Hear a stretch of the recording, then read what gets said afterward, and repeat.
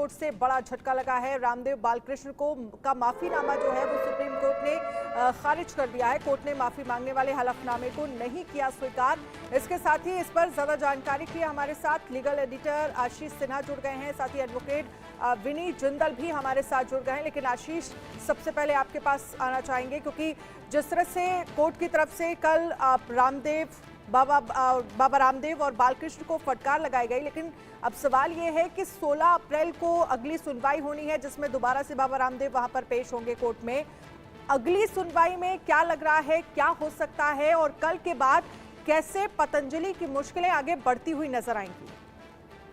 देखिए, मुझे लगता है कि कल की सुनवाई के बाद जो सबसे ज्यादा मुश्किलें बढ़ी हैं वो मुश्किलें बढ़ी हैं आयुष विभाग की, उत्तराखंड की, क्योंकि सुप्रीम कोर्ट ने दो टूक ये पूछा है कि जो शिकायतें आई थी पतंजलि के खिलाफ उसको लेकर आपने क्या कुछ कार्रवाई की है। अब हम आते हैं 16 अप्रैल को क्या होगा।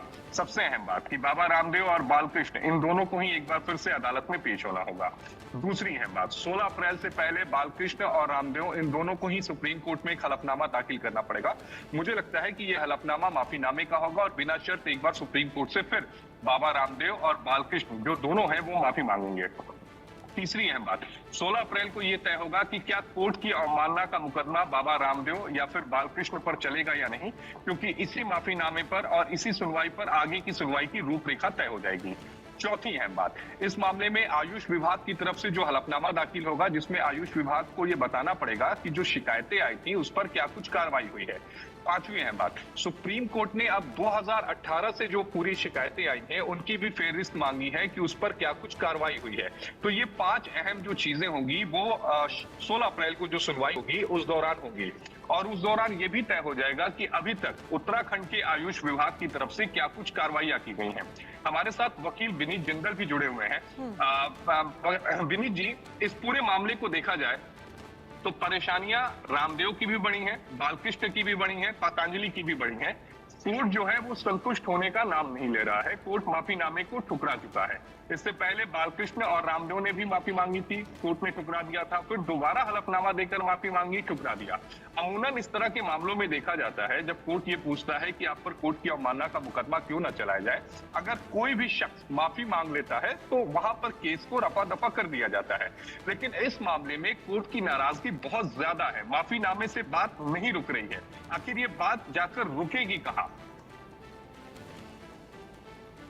इम्पोर्टेंट ये है कि ये पूरा मामला जब शुरू हुआ था उसके बाद एक अंडरटेकिंग दी गई थी पतंजलि की तरफ से कि किसी भी तरीके की भ्रामक ऐड जो है वो नहीं चलाई जाएगी, लेकिन उसके बाद लगातार उस तरीके की ऐड जो पहले चल रही थी वो सभी दोबारा से चलाई गई। और उसके बाद जो डॉक्यूमेंट फाइल किए गए, जब सर्वोच्च न्यायालय ने जब इसके ऊपर जवाब मांगा तो जो डॉक्यूमेंट फाइल गए उसके अंदर भी कहीं ना कहीं डिस्क्रिपेंसीज थी जो ऑब्जर्वेशन में भी सुप्रीम कोर्ट ने अपनी कहा है। तो इस पूरे मामले में एक तरीके के कहें कि हम गलत तरीके से सुप्रीम कोर्ट के ऑर्डर को इम्प्लीमेंट नहीं करना, साथ में उसको नहीं मानना, तो कहीं ना कहीं सर्वोच्च न्यायालय के ऑर्डर को नहीं मानने को लेकर सर्वोच्च न्यायालय बहुत सख्त है, क्योंकि ये मामला सिर्फ ऑर्डर का नहीं है, ये मामला लोगों की जान, क्योंकि मेडिकल फैटर्निटी से जुड़ा हुआ है, लोग दवाइयाँ खाते हैं, सेहत की बात है, उस चीज़ को लेके भी कहीं ना कहीं सेंसिटिविटी जो इस केस की वो बढ़ जाती है। मामले की ये अवमानना का मामला चलेगा या नहीं चलेगा, जैसा अभी आपने कहा, ये भी कल ही पता चलेगा, क्योंकि आपकी बात बिल्कुल सही है। हमें भी यही लगता है कि एक और नया हलफनामा, क्योंकि पिछली जो सुनवाई गई है उसके अंदर सर्वोच्च न्यायालय ने कहा है कि आपका जो हलफनामा दायर किया गया है वो माउथ पीस लगता है, सिर्फ एक वर्बल, एक क्लिपिंग लगती है माफीनामे के रूप में, कहीं से लग नहीं रहा कि आप माफी मांगने के तरीके से जो बात होती है वो आ रही है सामने। तो मुझे लगता है कि एक और माफीनामा जरूर फाइल किया जाएगा और हो सकता है कि इस तरीके की चीज़ों के बाद सर्वोच्च न्यायालय जो है वो अपना डिसीजन जो है वो उसको चेंज भी कर सकता है कि अवमानना की कार्रवाई ना चलाए।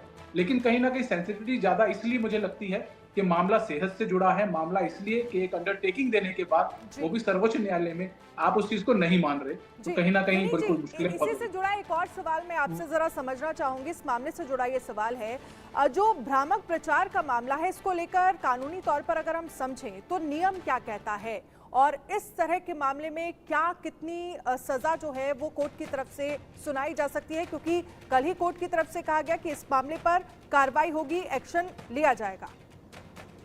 देखिए, अवमानना की अगर हम बात करें तो 6 महीने की सजा और जुर्माने का प्रावधान जो है वो ऐसे मामलों में दिया जाता है जब कोर्ट की अवमानना के मामले में अगर हम बात करें दूसरी बात आती है कि क्या कार्रवाई जो भ्रामक विज्ञापन चलाते हैं उनके ऊपर होनी चाहिए। डर जो है हमारे देश में वो लागू है और उसके अंदर ये प्रोविजन दिया गया है कि कोई भी किसी भी तरीके की गलत ऐड जिसमें ये कहा जाए कि भी आप बिल्कुल ठीक हो जाए, मतलब किसी भी तरीके से आप गलत प्रोजेक्शन नहीं दे सकते, क्योंकि ये मेडिकल इशू है, तो इसको लेकर आप कहीं भी किसी तरीके का 100% रिजल्ट का कोई वादा नहीं कर सकते। लेकिन यहाँ पे एक बात मैं जरूर कहना चाहूंगा, ये बात सिर्फ पतंजलि और आयुर्वेद की बात को हम लोग यहाँ पे बहुत ज्यादा एम्फेसिस कर रहे हैं, देख रहे हैं कि किस तरह से आयुर्वेद को लेकर और पतंजलि के साथ जोड़कर उस पूरे मामले को दिखाया जा रहा है। तो ये बात सिर्फ पतंजलि की नहीं है, ये बात मेडिकल, चाहे वो मॉडर्न मेडिसिन हो, चाहे वो हम कहें कि अंग्रेजी दवाइयों में जो लोग प्रैक्टिस करते हैं, चाहे वो एलोपैथी की बात करें, चाहे हम और जो पद्धतियां हैं उनकी बात करें, सभी में इस तरीके की एड्स का बहुत प्रचलन है। और आईएमए की जो पिटीशन जिसके अंदर ये पूरा मामला है, मैं मानता हूं कि अगर इस मामले में, पतंजलि वाले मामले में जो जजमेंट आएगा वो कहीं ना कहीं आईएमए का जो इस पूरे मामले में पिटिशनर है, इंडियन मेडिकल एसोसिएशन, जो उसके अंदर जो डॉक्टर काम करते हैं, इंडियन जो हम कहें अंग्रेजी दवाइयों की और एलोपैथिक मेडिसिन जिसको हम कहते हैं, उसमें जो काम करते हैं उन लोगों के ऊपर भी इम्पैक्ट होगा। क्योंकि देखने में ये आया है कि जब इनकी पद्धति पे जो बात आती है, जब हम कहें अंग्रेजी दवाइयों की या हॉस्पिटल जो ऐड, भ्रामक ऐड देते हैं अपनी किसी भी व्यक्ति को ठीक करने का, उस पर कार्रवाई नहीं की जाती। और आईएमए जो है वो गवर्निंग बॉडी है उनकी खुद, और वो कार्रवाई नहीं करती। और वही वो आयुर्वेद के ऊपर जब बात आई, तो वो पतंजलि की बात आई तो सर्वोच्च न्यायालय तक पहुंची। तो मुझे लगता है कहीं ना कहीं बहुत लंबा इम्प्लीकेशन होगा। बात सिर्फ पतंजलि की और आयुर्वेद की नहीं है, ये बात और जो पद्धतियां है उसके ऊपर भी। विनीत जी, जब कल मामले की सुनवाई चल रही थी तो मुझे ध्यान में है कि सुप्रीम कोर्ट का एक ऑब्जर्वेशन आया था।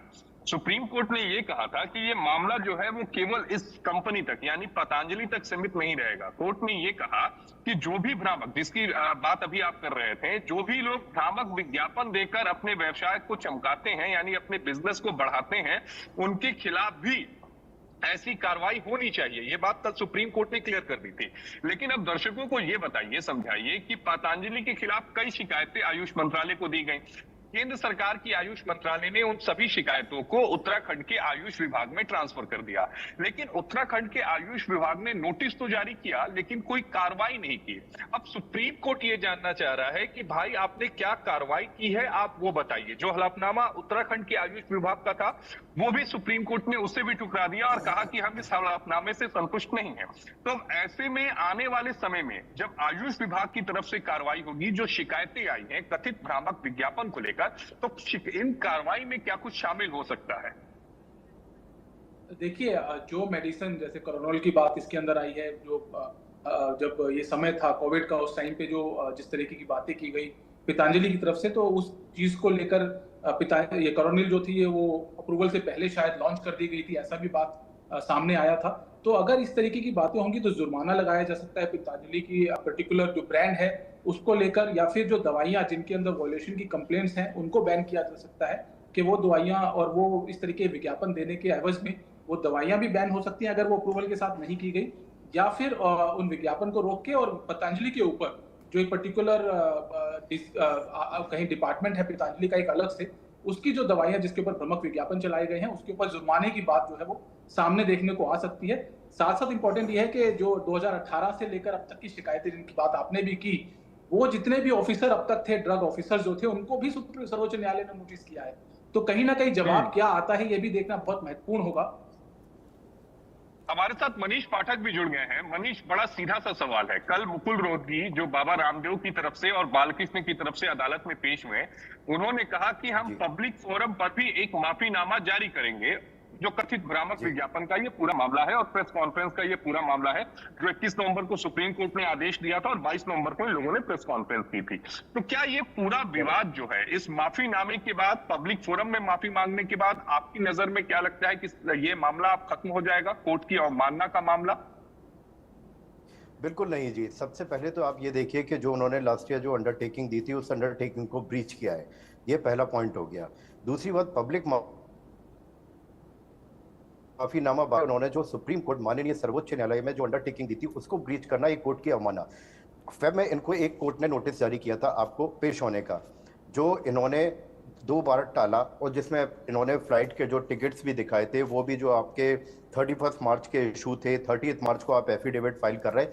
ये चीज़ें अब जो पब्लिक माफ़ी की बात कर रहे हैं ये काफ़ी लेट कर रहे हैं। जब मामला सर्वोच्च न्यायालय तक पहुंच गया, जब आपने कोर्ट की अवमानना कर दी, आपने अपनी अंडरटेकिंग को ब्रीच कर दिया, आपने सारे तरीके से सारे रूल रेगुलेशन कानून को पूरी तरह तोड़ दिया, उसकी धज्जियां उड़ा दी, उसके बाद अगर आप पब्लिक माफी पर आएंगे तो भी ये अवमानना मामला बिल्कुल नहीं टलेगा और 16 तारीख को कोर्ट डेफिनेटली इस पर कोई ना कोई स्टिक रुख लेगा। नहीं, आपका ये मानना है कि क्या इस मामले में आने वाले समय में जो कोर्ट की अवमानना, देखिए अभी सुप्रीम कोर्ट ने नोटिस जारी करके पूछा है कि आप पर कोर्ट की अवमानना का मुकदमा क्यों ना चलाया जाए। इनके जवाब पे सब कुछ निर्भर करता है। मुकुल रोहतगी कह रहे हैं कि नहीं जी, पब्लिक फोरम पे माफी मांगेंगे, हम फिर से हलफनामा दाखिल करेंगे, लेकिन आपका ये कहना है कि नहीं, ये कितना भी कर लें लेकिन अवमानना का मुकदमा चलेगा। तो दर्शकों को बताइएगा कि ये पूरी प्रोसीजर जो है, प्रक्रिया जो होती है, वो होती क्या है?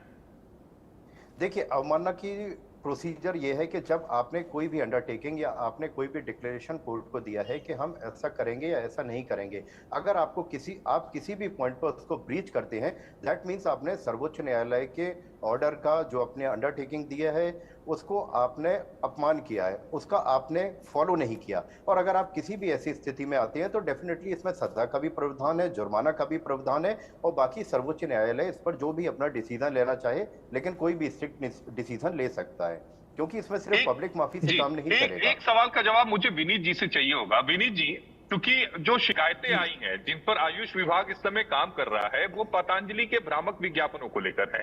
पतंजलि के डायरेक्टर है बालकृष्ण, मान लीजिए कंपनी और डायरेक्टर के खिलाफ जो आयुष विभाग है वो कार्रवाई करेगा, लेकिन रामदेव चूंकि पोस्टर बॉय है तो रामदेव के खिलाफ किस तरह से कार्रवाई होगी?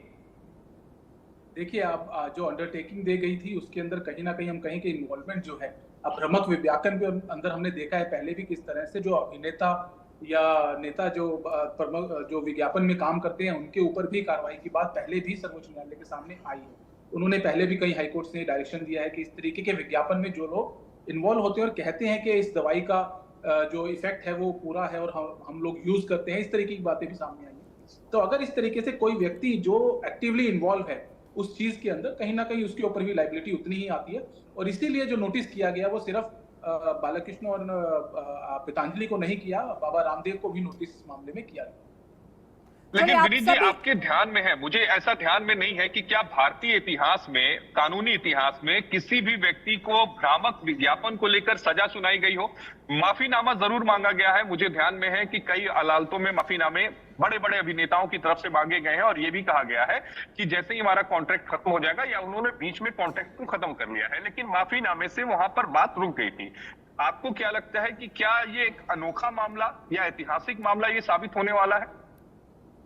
देखिए आशीष भाई, वो एक अलग तरीके के मामले होते हैं जहाँ पे एक अभिनेता जो होता है वो अपना एग्रीमेंट करता है और एग्रीमेंट करने के बाद वो काम करता है उस विज्ञापन के अंदर। यहाँ मामला अलग है, यहाँ पे बाबा रामदेव एक तरीके से स्टेक होल्डर है इस पूरे पतंजलि में, और जितना एक्टिव उनका पार्टिसिपेशन है इस पूरी दवाइयों की जो भी यहाँ पे क्लेरिफाई करना चाहूंगा विनीत जी, यहाँ पे क्लेरिफाई करना चाहूंगा, क्योंकि जब सुनवाई हुई थी फरवरी में, तब पतंजलि की तरफ से ये साफ कहा गया था कि बाबा रामदेव कहीं भी इस कंपनी में किसी भी पद पे नहीं है।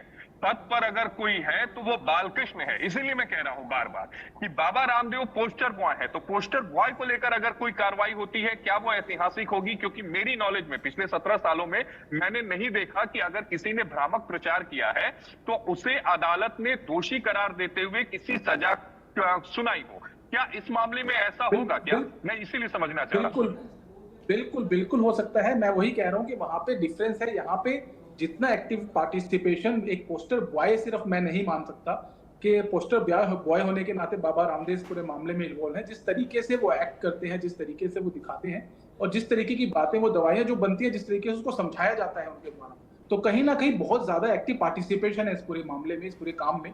तो मुझे लगता है कि कहीं ना कहीं इसी वजह से बाबा रामदेव की मुश्किलें भी ज्यादा है। और बिल्कुल आपकी बात बिल्कुल सही है कि अगर कोई सजा दी जाती है बाबा रामदेव को, कहीं ना कहीं एक लैंडमार्क हम कहें एक डिसीजन हो सकता है, और इस चीज को लेकर आगे उसके इम्प्लीकेशंस, जिसकी हम पहले ही बात कर रहे हैं, वो बहुत ज्यादा हो सकता है। जी वंदना, बिल्कुल आप सभी हमारे साथ रहिएगा।